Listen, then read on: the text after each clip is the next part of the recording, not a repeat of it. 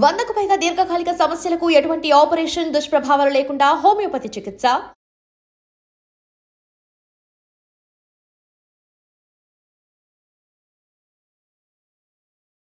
నమస్తే భరద్వాజ్ సార్.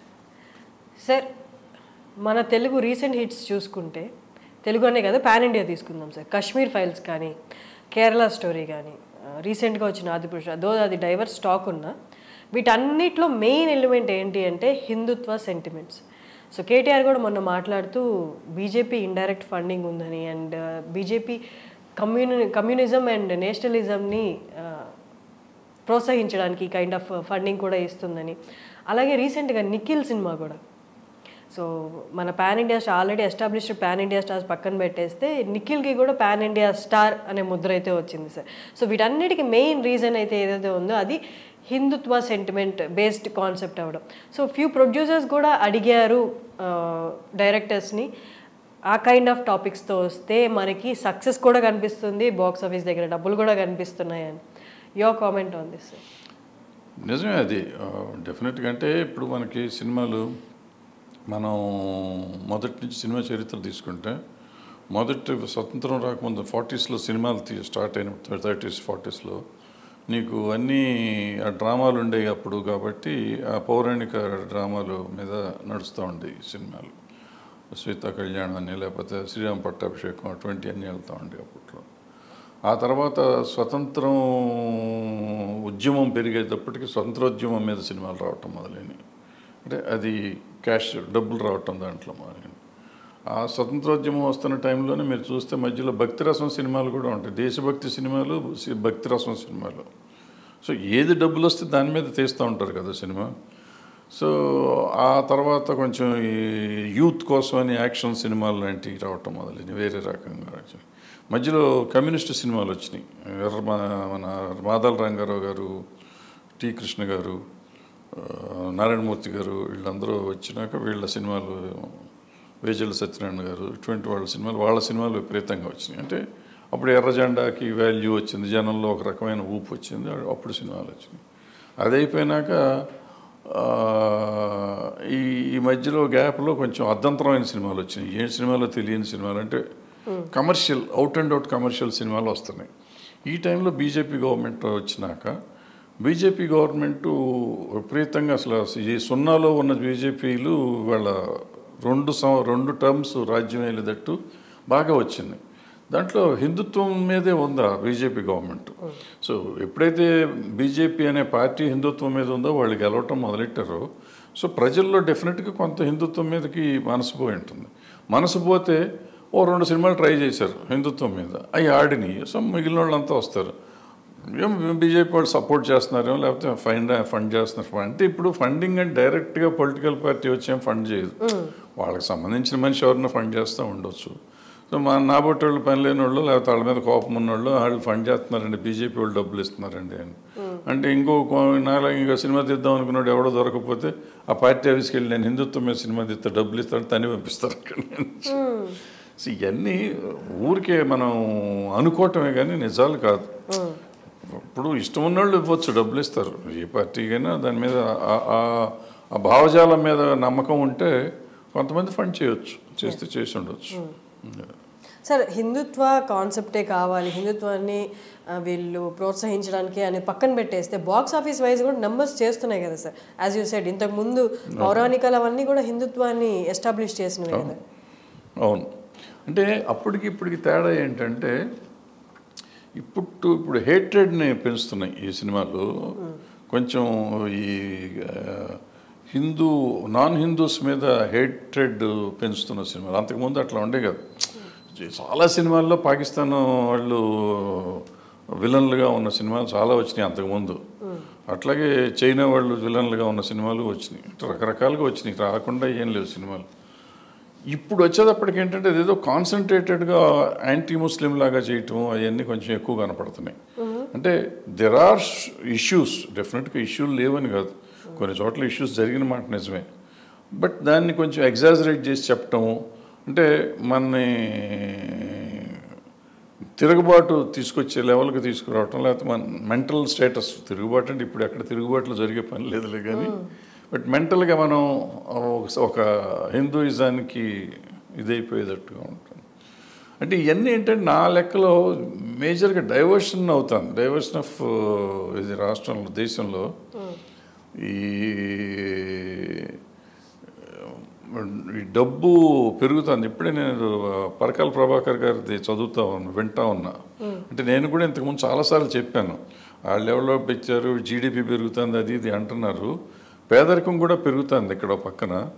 డబ్బున్న వాళ్ళు అంతకుముందు కోటీశ్వర్లు 120 మంది ఉంటే ఇప్పుడు 164 మంది అయ్యారేమో, లేకపోతే అంబానీ గారు అదానీ గారు ప్రపంచ నెంబర్ 1 అయ్యారేమో తెలియదు. కానీ ఇక్కడ మనకి ఈ బిలో పావర్టీ లేని వాళ్ళు పెరుగుతున్నారు, ఈ డబ్బు తిండికి లేని వాళ్ళు పెరుగుతున్నారు, డబ్బు తిండి పౌష్టికాహారం లేక చచ్చిపోయే వాళ్ళు పెరుగుతున్నారు, నిరుద్యోగులు పెరుగుతున్నారు. ఇది కూడా పెరుగుతుంది ఈక్వల్గా. మనం జీడిపి పెరిగింది, ప్రపంచంలో నెంబర్ 5 ఇవన్నీ మనం చెప్పుకుంటున్నాం. కానీ ఈ దేశ పరిస్థితులు ఏంటి అనేది మనం ఎక్కువ ఆలోచించట్లా. సో గతంలో ఏంటంటే ఇవన్నీ ఆలోచించి ఆ సినిమాలు కూడా వేరే వస్తూ ఉండే. ఇప్పుడు ఆ సినిమాలు వస్తే అసలు రానివట్ల, బయటికే రానివ్వని పరిస్థితి ఉంది. తీస్తే చూడని పరిస్థితి కూడా ఉంది. ఎందుకంటే హిందుత్వం మొత్తం ఎక్కేసింది మనకి. ఎక్కేసినాక ఇంకెక్కడా వేరే చూసే పరిస్థితి కనపడతలేదు. మారుతుంది సైకిల్ రొటేషన్, ఏ పెద్ద ఇష్యూ ఏం కాదు. సో పౌరాణిక ఆదిపురుష్ తీసుకుంటే అదే కోవలో తీసుకున్నారు అనుకో, హిందుత్వాన్ని ప్రొజెక్ట్ చేయడానికి తీసుకుంటే. బట్ ఇదైతే కొంత బ్యాక్లాషే తీసుకొచ్చింది కదా సార్. అంటే వాళ్ళు అసలు దానికైతే యాక్చువల్గా బీజేపీయే సపోర్ట్ చేస్తుంది, ఫైనాన్స్ చేస్తుంది అన్న లెవెల్లో చెప్పారు దానికి మొదటి రిలీజ్కి ముందు. అండ్ ప్రధానమంత్రి గారు కూడా చూశారు, సినిమా చూస్తున్నారు, చూడమన్నారని చెప్పారు, కొంచెం బాగా ఎక్కువ ప్రమోట్ చేశారు. కానీ సినిమా చూసినాక వాళ్ళకి కూడా భయం వేసేసి వాళ్ళు దాన్ని డిసోన్ చేసేసారు. ఎందుకంటే అంత నీచంగా తీసాడు అంట. నేను చూడలేదు సినిమా. అంటే అసలు రాముడికి ఒక లేదు, రావణాసురుడు లేదు, రాముడు సీతానకాలు పరిగెత్తున్నాడు, ఇవన్నీ కొంచెం బాగాలేదని చెప్పారు. సో ఇటువంటివి తీసరికి దాన్ని పౌరాణిక. ఇప్పుడు రాముడు దేవుడు అని మనం నమ్ముతాం, అందరూ కాకపోతే నేను నమ్మకపోయినా చాలామంది నమ్ముతారు. నమ్మిన వాళ్ళని ఇన్సల్ట్ చేయకూడదు, హ్యూమిలియేట్ చేయకూడదు. ఎవరి నమ్మకం వాళ్ళది, నా నమ్మకం నాది, మీ నమ్మకం మీది. బట్ ఆ నమ్మకాన్ని, ఇతిహాసాన్ని మార్చేయటం. చరిత్ర ఇన్ని సంవత్సరాల నుంచి చూస్తున్నాం మనం, 100 ఏళ్ళ నుంచి. నాకు 70 ఏళ్ళు ఎప్పటి నుంచి ఇప్పటికి 100 రామాయణాలు వచ్చినాయి అన్ని భాషల్లోనూ. అన్ని భాషల్లోనూ ఒకటే చెప్తే ఈయన కొత్త రామాయణం చెప్తాంటే, కొత్త రామాయణం కొత్త గెటప్లు అన్నీ చెప్తామంటే ఎవరికి ఎక్కలేదు. సో దాంతో ఎక్కువ బూమరాంగ్ అయింది.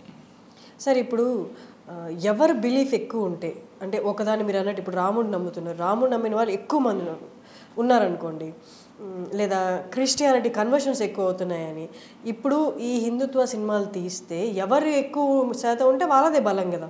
సో వీళ్ళ కన్వర్షన్స్ ఎక్కువ అవుతున్నాయనో, లేకపోతే మైనారిటీలు ఎక్కువైపోతున్నారనో, సో హిందుత్వాన్ని ప్రొజెక్ట్ చేస్తూ సినిమాలు తీస్తే, సో ఈ కన్వర్షన్స్ కొంతమేరకు ఆపి హిందుత్వాన్ని మళ్ళీ వాళ్ళు పెంచి అది కంట్రోల్ చేయడానికి అంటే సార్ ఆ కోవలో ఆలోచించవచ్చా? అంత ఆలోచించే అంత ఏముండదమ్మా. నా నమ్మకం నాది, మీ నమ్మకం మీది. ఇవాళ అంత ఆలోచించే అంత స్థితిలో ప్రజలు కూడా లేరు. బట్ డెఫినెట్గా ఏంటంటే ఎప్పుడైనా కానీ కులము మతము అనేది మనకి ఒక ఇది దేశం ఇవన్నీ ఎప్పుడు కొంచెం ఇన్స్పైరింగ్గా ఉంటాయి. ఆ ఇన్స్పైరింగ్గా ఉన్నప్పుడు కొంతవరకు డైవర్ట్ అవుతారు ప్రజలు, అంతే తప్ప టోటల్గా మారిపోతారు దీనివల్ల ఏదో వచ్చేస్తుంది అంటే అంటే unless it is projected properly. Proper projection ఉంటే మీరు చెప్పినట్టు అది నిజమయ్యి దాన్ని నమ్మేటట్టు తీస్తే కొంత ఎఫెక్ట్ ఉంటుంది. ఊరికే చెప్తే రోజు వినేయగా టీవీలో చూసే అయ్యే, పేపర్లో చూసే అయ్యే, మళ్ళీ వీళ్ళు చెప్తే ఏముంటుంది సార్? నేషన్ వైజ్ అంటే 2 రీజన్స్ ఇవి చేయడానికి అంటే ఏమై ఉండొచ్చు సార్, అపార్ట్ ఫ్రమ్ డబ్బులు పక్కన పెట్టేస్తే? మెయిన్ మోటో ఎలక్షనే. ప్రజలు ఇప్పుడు నమ్మకాలను క్యాష్ చేసుకోవటమే కదా. ఇప్పుడు క్యాస్టిజం తీసుకోండి, లేకపోతే రిలీజియన్ తీసుకోండి, ఇవన్నీ మనం క్యాష్ చేసుకుంటే ఎలక్షనే కదా మన టార్గెట్. ఎలక్షనేగా అధికార దాహం అనాలి దీన్ని, ఎందుకంటే. So coming to film sir, చాలామంది ప్రొడ్యూసర్స్ కూడా అడిగారు, ఇది వర్కౌట్ అయింది, మనకి నెంబర్స్ చూపిస్తున్నాయి కాబట్టి డైరెక్టర్స్ని పిలిచి ఈ కైండ్ ఆఫ్ ఫండింగ్ మేము చేస్తాము, ఈ కాన్సెప్ట్స్ తెస్తే అంటే అది దాంట్లో మళ్ళీ 2 విషయాలు కన్సిడర్ చేయాలి సార్. క్రియేటివిటీ ఆఫ్ డైరెక్టర్, ఆయన అనుకున్న కాన్సెప్ట్స్ కొంచెం వెనక్కి వెళ్ళిపోతాయి. అండ్ ఇంకొకటి ఏంటంటే వాళ్ళు అనుకున్న ఎజెండా వస్తుంది. అదేం లేదు. ఇప్పుడు నేను ఇందాక చెప్పాను కదా, మొదటి 30 ఏళ్ళ నుంచి ఇప్పుడు దాకా వచ్చిన సినిమాల్లో అప్పుడు పౌరాణికాలు అయినప్పుడు పౌరాణికాన్ని గురించి అడిగారు. పౌరాణికం అంటే వాళ్ళు ఏమైనా చేద్దాం అనుకున్నారు. కమ్యూనిస్టులు వచ్చినప్పుడు ఇప్పుడు ప్రతి హీరో కమ్యూనిస్ట్ సినిమా చేశాడు. ఎవరైనా కమ్యూనిస్ట్ అయ్యాడా? మరి ఎందుకు చచ్చిపోయింది? ఇప్పుడు తెలుగు సినిమాలు పర్టికులర్గా కమ్యూనిస్టు వేషం ఎర్రజెండా మీదికి వెళ్ళకుండా ఎర్రజెండా పట్టుకోకుండా ఉన్న హీరో ఎవరైనా ఉన్నారా మధ్య గత 15 ఏళ్ళు? మరి కమ్యూనిస్టులు ఇక్కడ ఒక సీటు కూడా రాలేదు ఎప్పుడు. అంతలోపు అంత అయిపోదు. ఇక్కడికి వచ్చేటప్పటికి ఇక్కడ ఉంటుంది. ఇక్కడ ఏంటంటే ఇప్పుడు ఆల్రెడీ వచ్చినాక ఇది వచ్చింది. ఒకసారి బీజేపీ వచ్చిన తర్వాత వచ్చింది, అక్కడ ఏమీ లేనప్పుడు వచ్చింది. ఒక రకంగా కమ్యూనిస్టులు లేకుండా పోయిన టైంలో కమ్యూనిస్ట్ సినిమాలు రావటం మొదలైంది, ఒక రకంగా చెప్పాలంటే. ఇప్పుడు ఈ బీజేపీ మీద ఉంది, చూస్తాం ఏమవుతుందో.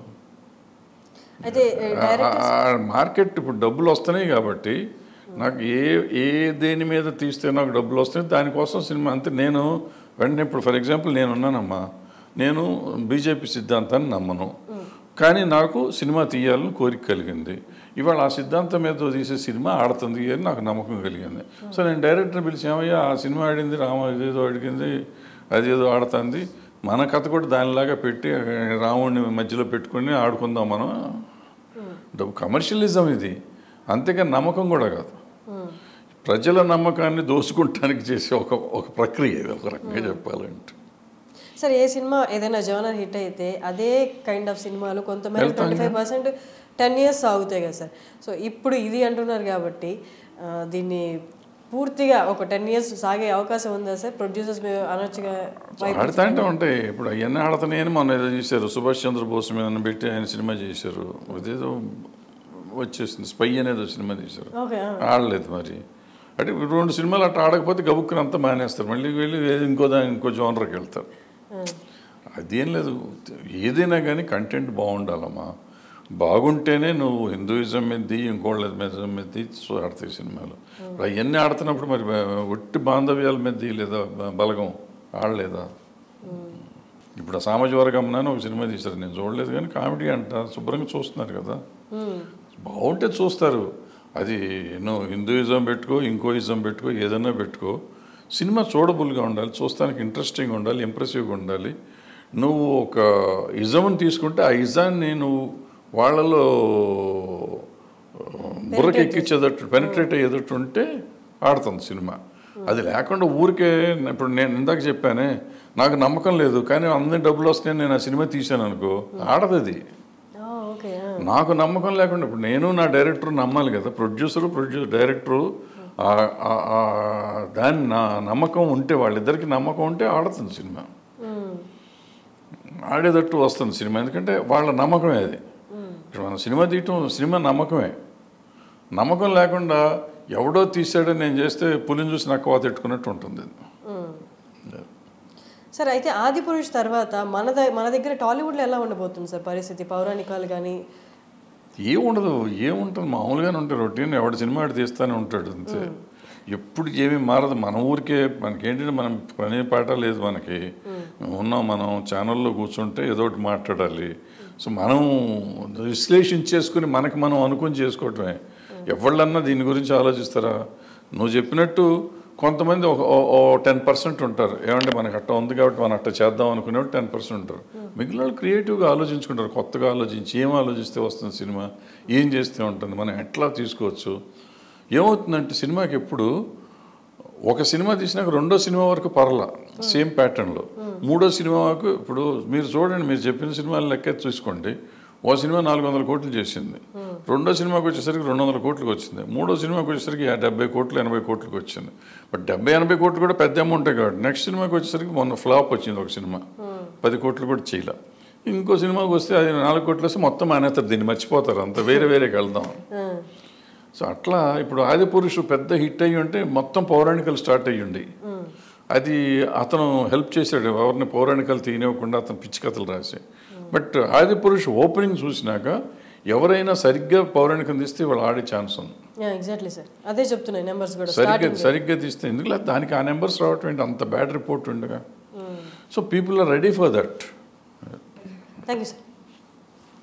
And for more videos, Please subscribe to iDream. Please subscribe to iDream. Please subscribe iDream. And please subscribe to iDream. For more videos, subscribe to iDream. please like, share and subscribe to the channel. Congratulations, iDream. Subscribe to iDream. Subscribe to iDream. So subscribe to iDream Media. iDream ki iDream team andarki huge congratulations. Please subscribe iDream Media. Please subscribe to iDream. Subscribe iDream. Please subscribe to iDream. iDream అంటే నా కళల channel subscribe చేసుకున్న నోరు తిరుగుతలేదు మీరైతే గంట గుర్తు కొట్టండి. For more such videos, please subscribe to iDream. Subscribe to iDream. Please subscribe to iDream. Please subscribe iDream Media. Please do subscribe to iDream. Please subscribe to iDream Media. For best entertainment and information, please subscribe iDream. And don't forget to subscribe to iDream.